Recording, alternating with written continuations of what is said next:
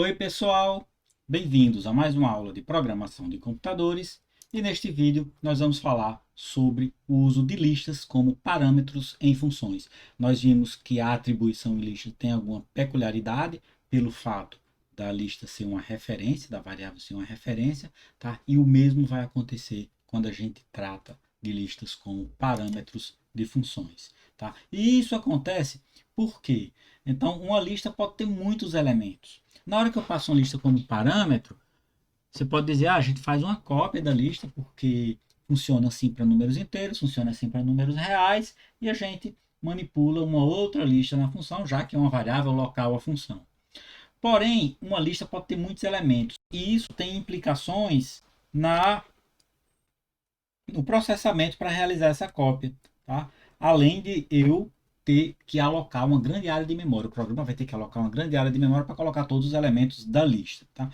Por esse motivo, as listas são passadas como referências, da mesma forma que uma atribuição. Mas se a gente parar para pensar um pouquinho como funciona a passagem de parâmetros, onde há uma atribuição em listas é uma referência.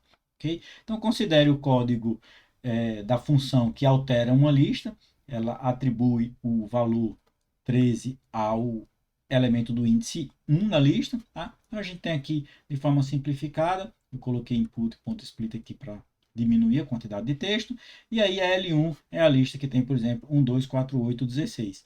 Quando eu chamo a função altera a lista, ele vai modificar o valor do elemento que está no índice 1 para 13. Ok? Então, quando a gente manda imprimir lista aqui, o valor impresso vai ser 13, como a gente vai ver nos próximos slides. Então, isso acontece porque a variável L1 é uma referência para a lista. Na hora de passar o parâmetro para cá, o que é que acontece? A gente cria uma outra variável que recebe uma referência para o lugar onde está a lista referenciada também por L1. Então, qualquer alteração na função da variável lista é feita também na variável L1. Isso implica que essa função ela tem efeitos colaterais. Um efeito colateral de uma função é quando ela manipula, quando ela modifica, quando ela altera elementos que não fazem parte da função. Uma função que tem efeitos colaterais, a gente fala que não é uma função pura. Uma função pura é uma função que não tem efeitos colaterais. Então, o retorno da função não é um efeito colateral, é o que ela deve calcular. Nesse caso, a alteração da lista não é um retorno da função, ela altera uma lista que está fora da função. Ok? Tá. Para resolver esse problema, uma alternativa é utilizar o método copy. E aí você pode realizar uma cópia interna para manipular, caso seja exatamente isso que você queira. Por que desempenho? E aí você pode tanto fazer uma função que realiza uma cópia da lista, e a documentação da função deve ser explícita disso. Então nós temos já uma função, nós trabalhamos com uma função chamada sorted, que recebe uma lista como parâmetro. Essa função sorted, ela retorna uma nova lista. Uma nova lista. E aí ela realiza uma cópia, copia todos os elementos da lista antiga para a nova e ordena a nova. Okay? Isso é como funciona a função sorted. Ela tem o modelo desse primeiro padrão aqui. Beleza? Lembrando que em ambos os casos a cópia é local. Nesse primeiro caso, a própria função faz a cópia, no segundo caso, é passado como parâmetro uma cópia da lista. Tranquilo? Então vamos dar uma olhada. Caso a gente use, por exemplo, o primeiro modelo, tá? A gente tem uma função que cria uma nova lista, altera essa nova lista, e aí, se a gente quiser utilizar o que essa função fez fora da função, a gente precisa retornar essa função. E nesse caso nós teremos duas listas diferentes, L1 e L2. Tá? São duas referências são duas variáveis que referenciam áreas diferentes de memória. Beleza? Se ligar nisso aí, na maioria das vezes o que a gente faz é passar a própria lista como referência e manipular. A gente faz uma função para manipular a lista. Isso, claro, é dependente do problema que você quer resolver e de como deve funcionar a sua função. Repito, no caso do sorted, é uma função que altera a lista. No caso do count, não é uma função, ela não altera a lista. Então, ela pode trabalhar com a lista original. Beleza? Vamos aqui para algumas práticas. E a primeira prática que eu vou fazer com vocês é a própria função de esse exemplo que a gente viu. Tá? Eu vou colocar aqui.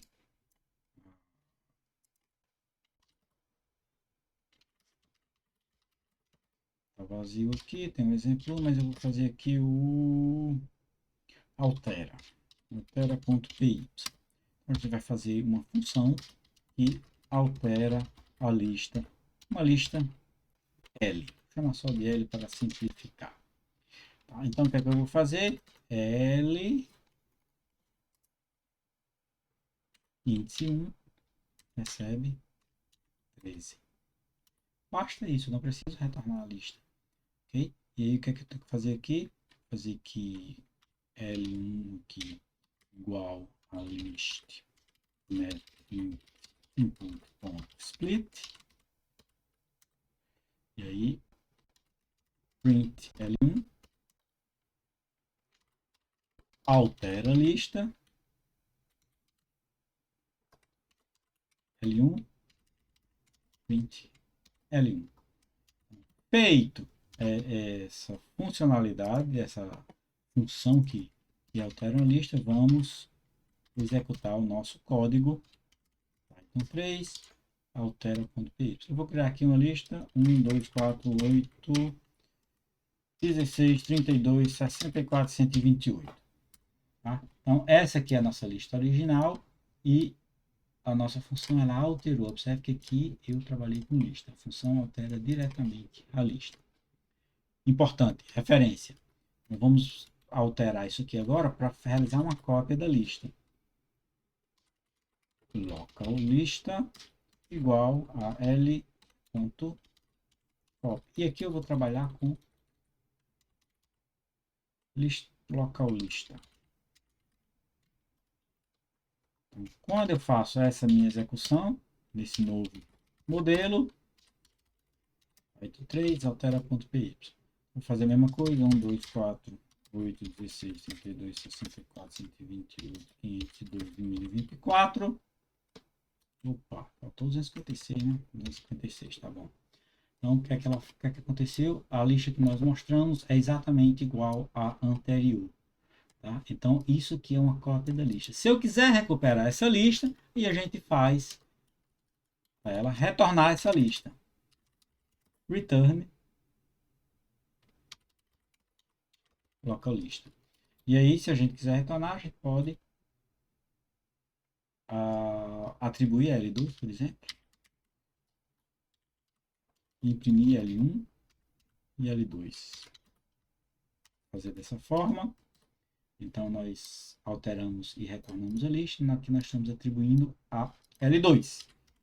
Python 3, altera.py. Então, vamos fazer agora 1024, 512, 256, 128, 64, 32, 16, 8, 4, 2 e 1. Observe que nós temos aqui L1 antes de chamar a função, nós temos L1 depois de chamar a função, e esse L1 depois de chamar a função não tem alteração, e nós temos L2, que foi o retorno da função altera a lista. Então, nós temos agora L1, que tem os valores, e L2, que tem uma cópia do valor alterado. Ok? E é aí que a gente tem algumas diferenças, tá? Algumas características. Como aqui nós temos uma cópia da lista, nós temos uma referência para a lista, eu vou voltar aqui para o meu original, tá? Vamos deixar aqui só a referência mesmo, sem o retorno. A gente alterar a lista. E aí nós temos as características de como funciona. Se eu fizer um append na lista, o que é que está acontecendo aqui? Então, revisando, a minha função aqui, ela adiciona um valor à lista aqui. Que valor ela adiciona? Bom, eu coloquei aqui um valor qualquer, Quando a gente executa agora, 1, 2, 4, 8, 16. Opa! Qual é o nosso problema aqui? Tá. Eu não fiz a chamada correta no método aqui. Ponto append, ok? Local lista, ponto append. E a gente coloca um valor. Quer. Python 3. Qual é o problema agora? Tem um parênteses a mais, tá? Vou apagar esse parênteses aqui. Então agora nós adicionamos, aparentemente está correto. Python 3, altera.py, e agora eu vou colocar 1, 2, 4, 8, 16.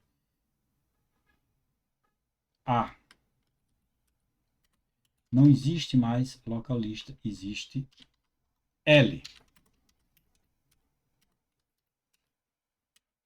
1, 2, 4, 8, 16. E nós temos que L1 agora é a alteração dessa lista.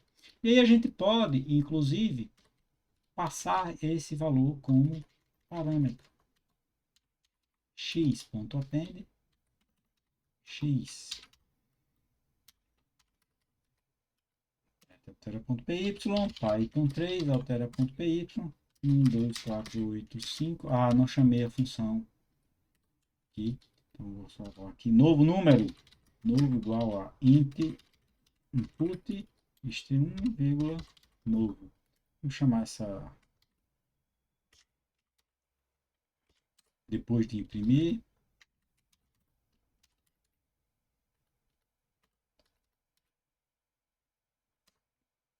Altera a lista. Faltou fechar os parênteses. Aqui, ó.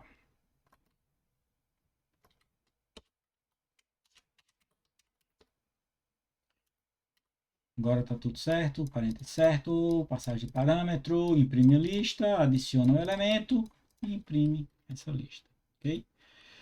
Obviamente que